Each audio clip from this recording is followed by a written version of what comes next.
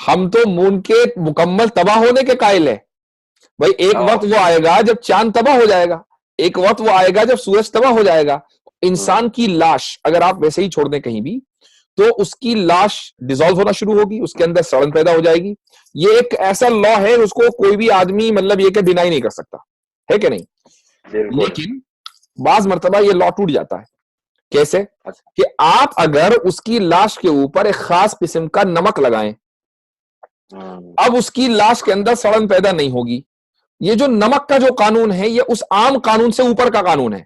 इस ऊपर के कानून ने नीचे के कानून को साइडलाइन कर दिया। वो जगह केरला में है।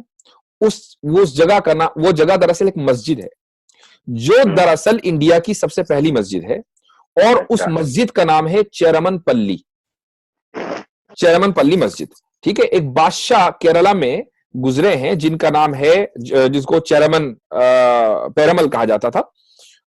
उन्होंने वो उनके बारे में ये बात आती है, और ये बात कोई उड़ी हुई नहीं है, बल्कि ब्रिटिश इंडिया आर्काइव में बाकायदा एक मैन्यूस्क्रिप्ट है, और उस मैन्यूस्क्रिप्ट का नंबर भी हमारे पास है। कोई भी अगर जाना चाहे वहां पर तो उस नंबर से वो मैन्यूस्क्रिप्ट निकाल कर पढ़ सकता है।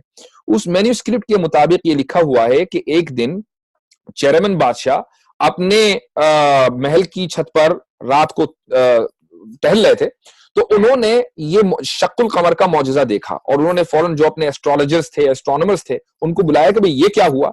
तो उन्होंने कंफर्म किया कि दरअसल ये वाकया होना था, और अरब में एक नबी को आना था। हो सकता है कि ये उसी से रिलेटेड हो। बाकायदा केरला से एक गिफ्ट खाने की कोई चीज लेकर गए, जो आप सल्लल्लाहु अलैहि वसल्लम ने उसको खाया भी, और उसके बाद चेरमन जो थे उन्होंने आप सल्लल्लाहु अलैहि वसल्लम के हाथ पर इस्लाम कबूल किया। उनका नाम ताजुद्दीन रखा गया। अच्छा मुफ्ती साहब, अगले सवाल की ओर आगे बढ़ते हैं कि आप सल्लल्लाहु अलैहि वसल्लम के बहुत सारे मौजिज़ात है, उसमें से सबसे जो फेमस मौजिज़ा है वो शक्कुल कमर, यानी जब मुशरिकीन मक्का ने आप सल्लल्लाहु अलैहि वसल्लम को कुछ चैलेंज किया कि हम आपको तभी सच्चा पैगंबर मानेंगे अगर आप इस चांद के 2 टुकड़े कर दो।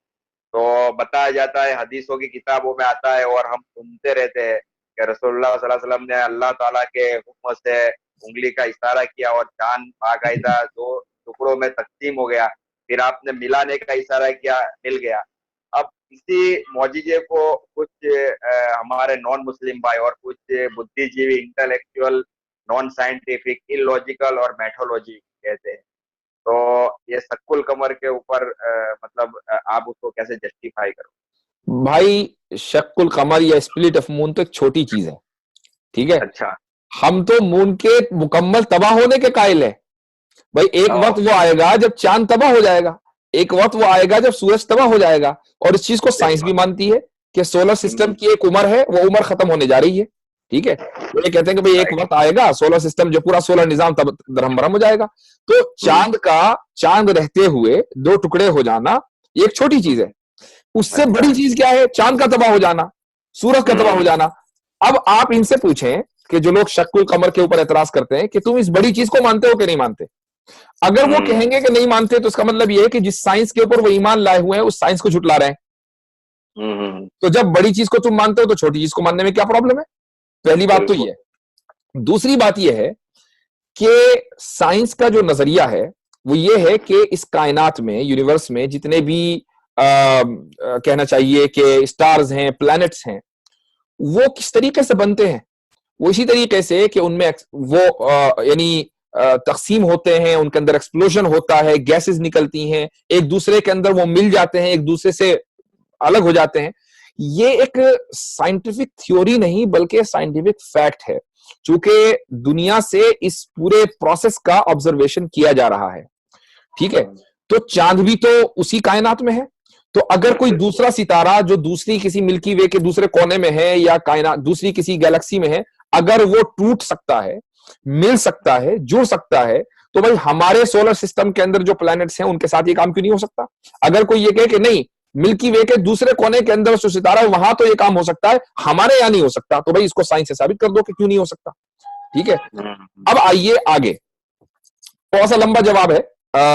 मैं चाहूंगा अपने नाजरीन से भी कि वो इसको तवज्जो से सुने, गौर से सुने।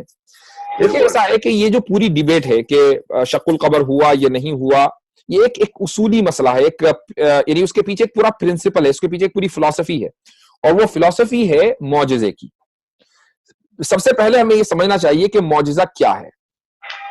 देखिए, कुछ लोग कहते हैं कि मौजज़ा एक अननेचुरल चीज है। मैं ये कहता हूं कि मौजज़ा एक सुपर नेचुरल चीज है, अननेचुरल नहीं, एक सुपर नेचुरल चीज है। अब हमें यह समझना चाहिए कि भाई अब नेचर क्या चीज है। देखिए, नेचर ये है कि कॉज एंड इफेक्ट का एक निजाम, कॉज एंड इफेक्ट का एक जो निजाम इस दुनिया के अंदर कायम है। सूरज निकलेगा तो रोशनी होगी, बादल आएंगे, जरी बारिश जब भी होगी जब बादल होंगे, बगैर बादल के बारिश नहीं होगी। एक पूरा कॉज एंड इफेक्ट का एक निजाम है, ठीक है। इसको नेचर कहते हैं। इसको हम यानी इसको हम लॉ भी बोल सकते हैं, लॉ ऑफ नेचर।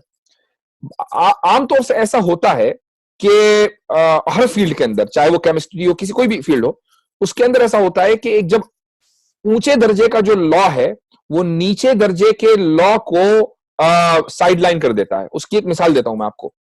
उसकी मिसाल ये है कि केमिस्ट्री का एक लॉ है, वो ये है कि कोई भी कंपाउंड लीजिए, ठीक है, अगर आप उसको डिसॉल्व कर दें और उसको वैसे ही छोड़ दें, एक तो एक डिसॉल्व ना, बल्कि उसको वैसे ही छोड़ दीजिए कुछ दिन के लिए, तो एक तो वो खुद ब खुद डिसॉल्व हो जाएगा और उसके बाद उसके अंदर सड़न पैदा हो जाएगी।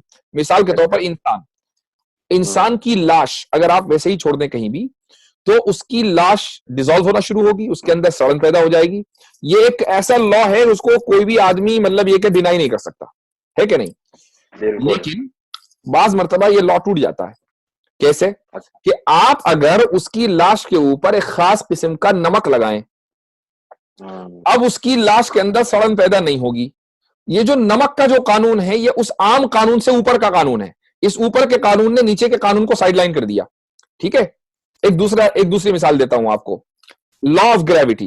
लॉ ऑफ ग्रेविटी क्या है कि भाई आप जब फिजा में होंगे तो नीचे की तरफ गिरेंगे, क्योंकि जो ग्रेविटेशनल फोर्सेस हैं वो आपको नीचे पुल कर रही हैं, है ना।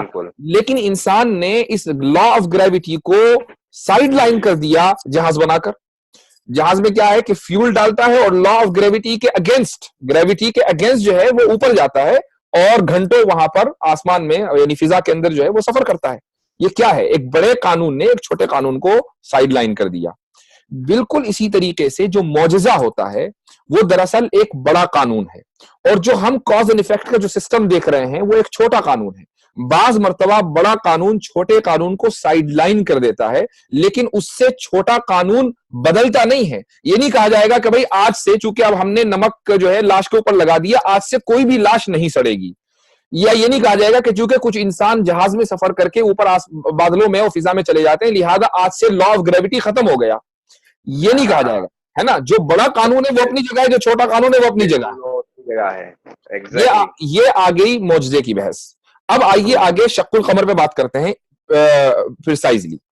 देखिए, शक्कुल कमर हुआ, चांद के दो टुकड़े हुए। अब अगर कोई ये कहे कि जी चांद में तो कोई ऐसी बात मिलती नहीं है, उसमें कोई लकीर नहीं है, तो भाई जाके पहले पूरी तरह तहकीक करो, क्योंकि अभी तो आपने और आपकी साइंसदानों ने चांद की अच्छी तरीके से डिस्कवरी की नहीं। अभी तो वहां कुछ चाइना ने भी अभी कुछ दिन पहले जो है वहां अपने रोबोट्स वगैरह भेजे हैं, तो अभी पूरा चांद जो है उसका एक चप्पा डिस्कवर नहीं हुआ है। तो पहली बात तो यह है। दूसरी बात यह है कि एक आम सवाल यह होता है जहन में कि भाई अगर इतनी बड़ी बात हुई कि चांद के दो टुकड़े हो गए, तो आखिर मक्के से बाहर दूसरे लोगों ने इसको क्यों नहीं देखा? एक सवाल कॉमन आता है, तो उसका मैं जवाब देना चाहूंगा। देखिए, सबसे पहली बात तो यह है कि जाहिर है कि चांद के दो टुकड़े दिन में तो हुए नहीं होंगे, रात ही में होंगे जब चांद लोगों को नजर आ रहा होगा। बिल्कुल। जिस वक्त चांद सऊदी में निकला हुआ होगा, अब अगर आप मैप में देखें और आप वेस्ट में चले जाएं, वेस्टर्न कंट्रीज में चले जाएं, मसलन यूरोप में चले जाएं, तो उस वक्त तो वहां सूरज भी गुरूब नहीं हुआ। जब सूरज गुरूब नहीं हुआ तो चांद नजर कैसे आएगा? जब सूरज निकला हुआ है तो चांद कहां से नजर आ जाएगा? तो इसलिए अगर चांद के 200 टुकड़े भी हो जाएं तो उनको नजर आने वाला नहीं है, ठीक है।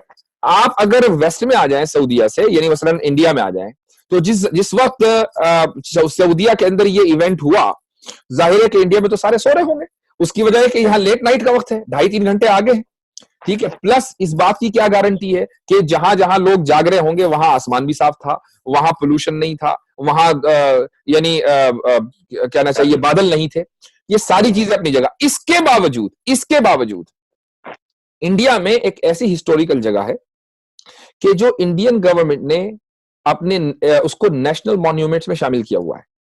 वो जगह केरला में है उस जगह का नाम, वो जगह दरअसल एक मस्जिद है जो दरअसल इंडिया की सबसे पहली मस्जिद है, और उस मस्जिद का नाम है चेरमनपल्ली, चेरमनपल्ली मस्जिद। ठीक है, एक बादशाह केरला में गुजरे हैं जिनका नाम है, जिसको चेरमन पेरमल कहा जाता था। उन्होंने उनके बारे में ये बात आती है, और ये बात कोई उड़ी हुई नहीं है, बल्कि ब्रिटिश इंडिया आर्काइव में बाकायदा एक मैन्यूस्क्रिप्ट है, और उस मैन्यूस्क्रिप्ट का नंबर भी हमारे पास है। कोई भी अगर जाना चाहे वहां पर तो उस नंबर से वो मैन्यूस्क्रिप्ट निकालकर पढ़ सकता है। उस मैन्यूस्क्रिप्ट के मुताबिक ये लिखा हुआ है कि एक दिन चेरमन बादशाह अपने महल की छत पर रात को टहल रहे थे, तो उन्होंने ये शक्कुल कमर का मौजज़ा देखा, और उन्होंने फौरन जो अपने एस्ट्रोलॉजर्स थे, एस्ट्रोनॉमर्स थे, उनको बुलाया कि भाई ये क्या हुआ।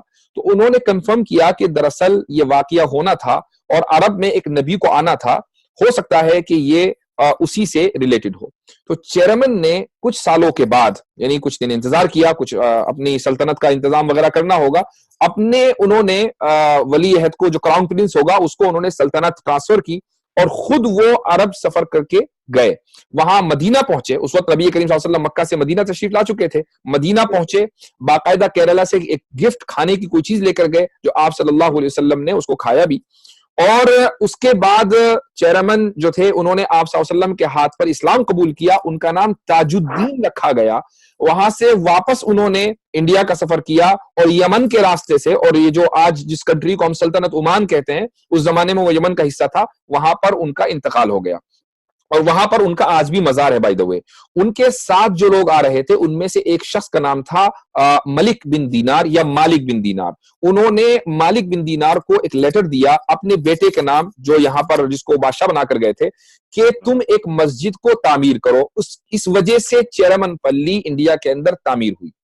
तो ये जो पूरी हिस्ट्री है, इसका आप इसलिए इनकार नहीं कर सकते कि ब्रिटिश इंडिया आर्काइव में ये भी लिखा हुआ है, जो मैन्यूस्क्रिप्ट है उस जमाने की, उसमें यह भी लिखा हुआ है कि जब से उस रात में बादशाह ने उस मौजज़े को देखा था, स्प्लिट ऑफ मून को, हर साल उसी रात में, उसी तारीख में केरला में एक फेस्टिवल मनाया जाता था, जो अभी से 200 साल 100-200 साल पहले तक मनाया जाता रहा है। तो भाई वो फेस्टिवल क्यों मनाया जा रहा था इतने अरसे तक के?